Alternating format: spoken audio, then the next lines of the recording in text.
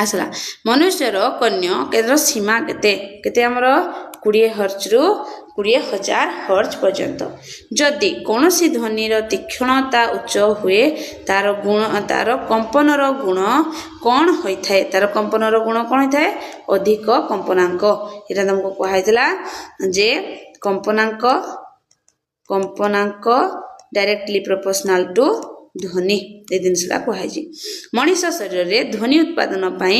दायी अंगटी किए अटे किए आमर ध्वनि आमर शब्द पाई स्वर पेटिका निम्नलिखित मध्यरु केउटी ध्वनि प्रदूषण कारण नुहे बर नियंत्रण